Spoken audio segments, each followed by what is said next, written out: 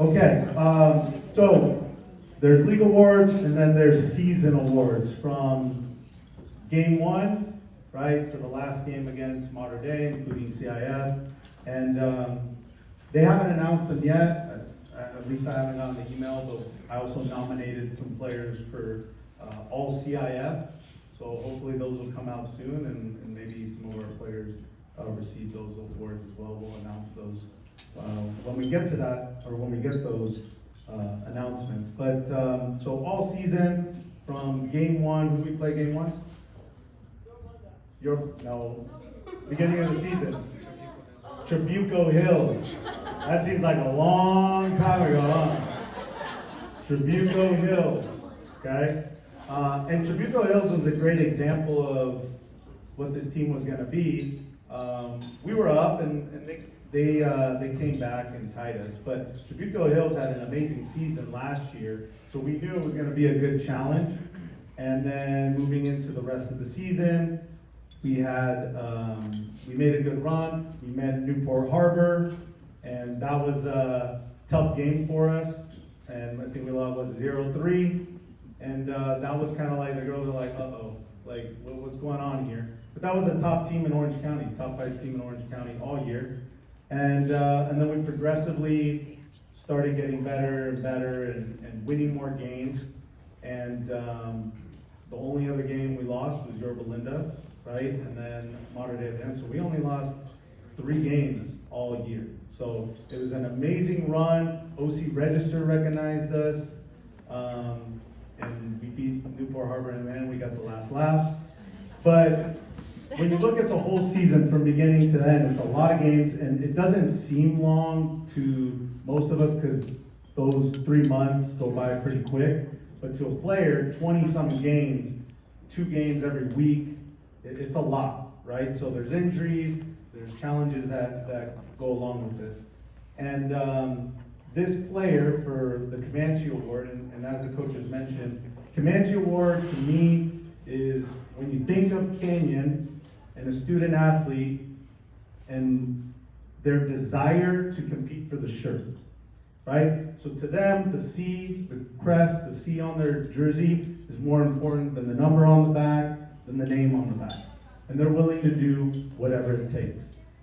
This player suffered an injury kind of middle of the season because that's the kind of player she is. She'll put her head in the way, her foot in the way, her body in the way to score a goal, to make a tackle. I moved her in I don't know how many different positions, which is really tough for a player. You're like, I'm scoring goals, coach. Well, today I need you to play defensive center mid because they got a baller on Foothill and you're the only girl that can defend her. And next game I need you to go play winger, and next game I need you to go do that. And this player is just like, okay, all right, sounds good. So she scored a ton of goals. She made a bunch of defensive plays. She just lays it all on the line. Again, another amazing player to coach. Comanche Award winner, Lexi Collar.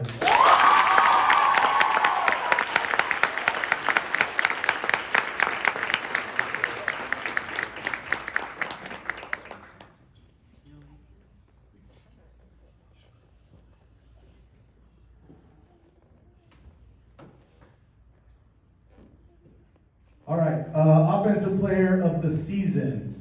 And I'm going to say the growth of this player from last year was tremendous. And you know, playing 4 years for a coach who only played for me for 2 years, but I can be demanding, Coach Manny can be demanding. The type of soccer we try to do can be challenging. It's not kickball. Frostoff is not kickball, JV is not kickball, and my coaches know that if I ever see kickball, I'm going to be disappointed. And they don't believe in soccer that way either. It's pass, move, receive, play, move, receive. There's actual passing. I joke a lot with other high school teams. I go, it's crazy to see the ball pass on the ground, huh? Because a lot of these teams like to play kickball. And so when you play an offensive position for us, there's things that we might demand from this player that are tough. Receiving with your back to goal, connecting with your teammates, And she improved in all those facets from this year to last year. She was our leading goal scorer, our leading assister, our most dynamic offensive player. There's a reason she's going Division I soccer. That's Caroline Hicks.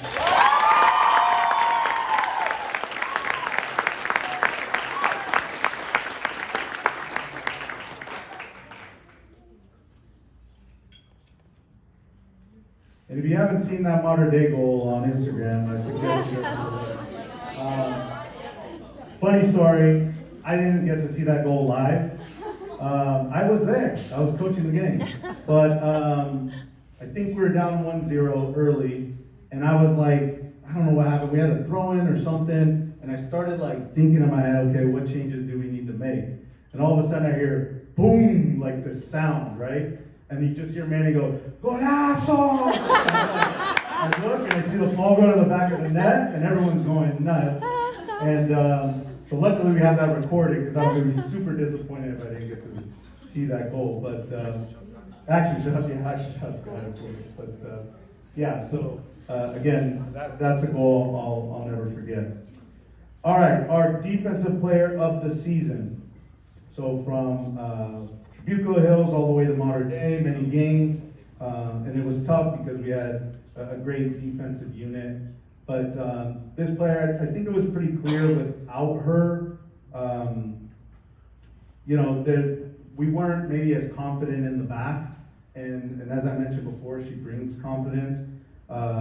This player came up to me, I think it was a little bit before the season, I want to say it was in November, and says, hey, I think it was right after Thanksgiving, he's like, hey, I got an injury.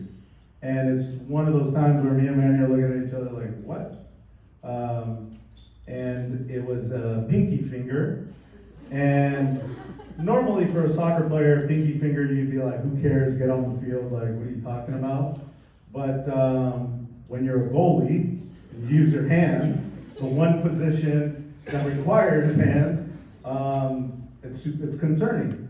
And this player is like, well, I'm not going to sit out that long. I don't care what the doctor says. As you probably learned with your daughters, they're very type A, very go-getter types. And so she's like, I'm not sitting out that long. Okay, I'm not a doctor, I don't know. Okay. She's like, I'm coming back for this game, minimum, maybe earlier. And so she figured it out, got it cleared, taped it up. We were joking about how she was going to do it and fit it in the glove. It's a bunch of interesting things. But as I mentioned, laying your body on the line, potentially causing more damage. It seems like nothing, a pinky finger, right? You're like, just put your head down and play. But when you're 40, 50 years old, and your pinky finger doesn't do what it's supposed to do, then you'll be like, man, I don't know. Was that worth it? Okay. I have a pinky toe that I messed up in soccer and it still bothers me. So, with that being said, this is, again, a gamer. A player that wants to compete and win games for a team. Defensive Player of the Year, Julia Fitzgerald.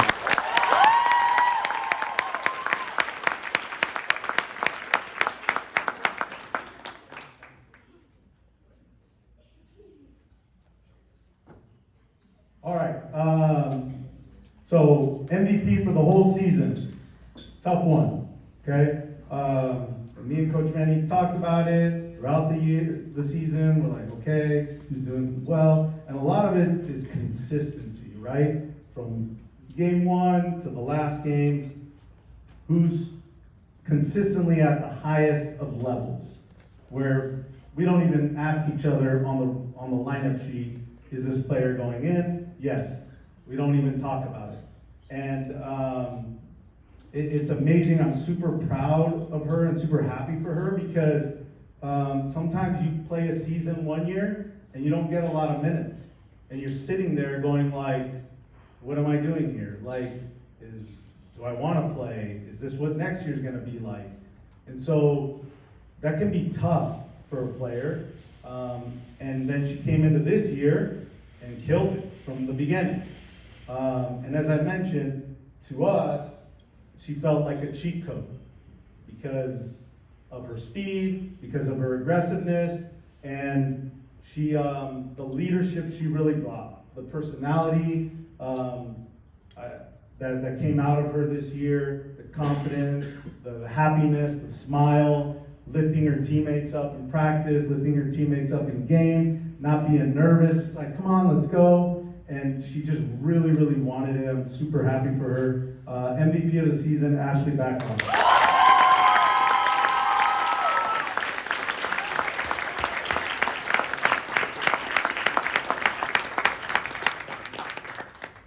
All right, parents, pictures if you like to get pictures.